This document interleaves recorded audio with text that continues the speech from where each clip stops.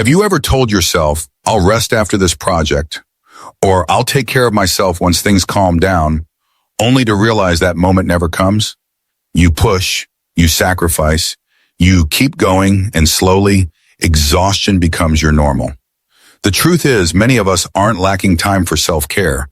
We're trapped by habits that convince us it's not important, not urgent, or even selfish. And those habits, left unchecked, quietly steal our energy, our joy, and our peace of mind. Today, I'm going to reveal the everyday habits that stop you from practicing self-care and show you how breaking them can give you back your balance, your health, and your happiness.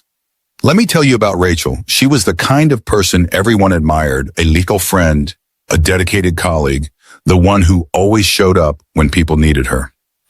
If someone was in trouble, Rachel was the first to help. If her workplace needed extra hours, she volunteered without hesitation. But beneath that image of reliability, there was a truth Rachel couldn't see. She had built a life where she came last on her own list. She stayed late at work, telling herself it was just part of being successful.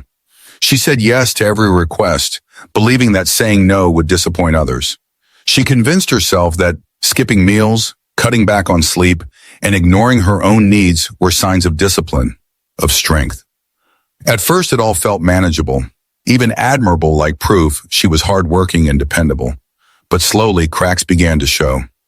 She started waking up tired no matter how long she slept. She found herself snapping at the people she loved, feeling guilty the moment the anger faded. Even when she achieved her goals, she felt a strange emptiness, as if the victories didn't matter anymore. Rachel wasn't failing because she lacked determination or talent.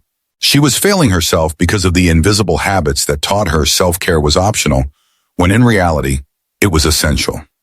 When we look closely at Rachel's story, we realize that her struggle was not a lack of love for herself, but the presence of habits that quietly pushed her away from self-care. These habits did not appear overnight. They grew slowly, reinforced by her environment and by the way she measured her worth. And like many of us, Rachel didn't question them, she simply accepted them as normal. The first harmful habit was overworking. Rachel tied her value to her productivity. If she finished her task early, she would take on more. If someone else stayed late, she felt she had to do the same. Overworking gave her a false sense of importance, but what it really did was drain her energy day after day. She believed that rest would make her fall behind, when in reality, the exhaustion was what kept her from performing at her best. Over time, this habit convinced her that pushing harder was always the solution, even when what she needed most was to pause. The second habit was people-pleasing. Rachel had a hard time saying no. Every time someone had asked for help, she felt a weight of responsibility. She didn't want to disappoint, to seem selfish, or to lose respect. Saying yes became automatic. But each yes to others meant another no to herself. She gave away her time, her evenings, her weekends, until she had nothing left. And while she believed she was being kind, the truth was that she was sacrificing her own well-being in ways that left her resentful and drained. The third harmful habit was neglecting her physical needs. Rachel often skipped meals when she was busy, convinced she could eat later. She cut her sleep short to squeeze in more work, telling herself she could catch up on rest another time. She promised herself she would exercise when things slowed down, but of course they never did. What Rachel didn't realize was that her body was carrying the cost of these decisions. Fatigue, irritability, and lack of focus weren't signs of weakness. They were signs that her body was demanding care she refused to give. The fourth habit was guilt. Even when Rachel considered taking time for herself, she felt selfish. A voice in her whispered, "You don't deserve to rest when others are still working. You're being lazy if you take a break. You should be doing more."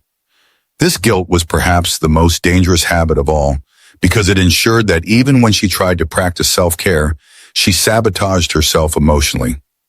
Rest never felt restful. Breaks never felt deserved. And so she cycled back into overwork, people-pleasing, and neglect.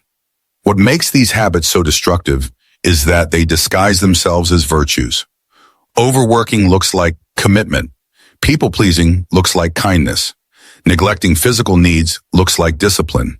And guilt looks like responsibility. But behind the mask, each of these habits chips away at health, balance, and peace of mind.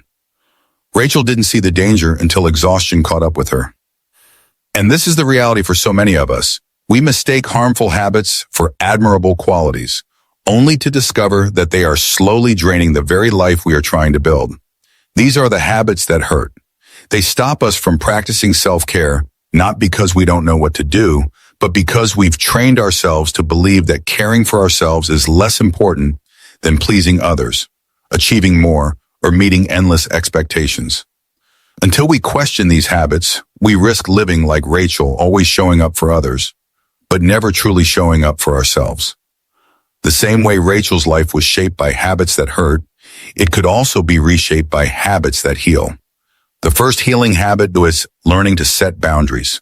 Saying no to tasks or requests that drain you is not selfish. It is an act of self-respect. With each boundary, Rachel began to reclaim time and energy for what truly mattered.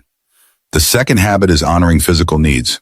Prioritizing sleep, balanced meals, and daily movement are not luxuries. They are foundations. When Rachel committed to regular rest and nourishment, she noticed her energy and mood shift almost immediately. The third healing habit is practicing guilt-free rest. Instead of punishing herself for pausing, Rachel reminded herself that caring for her own well-being made her more present and effective for others.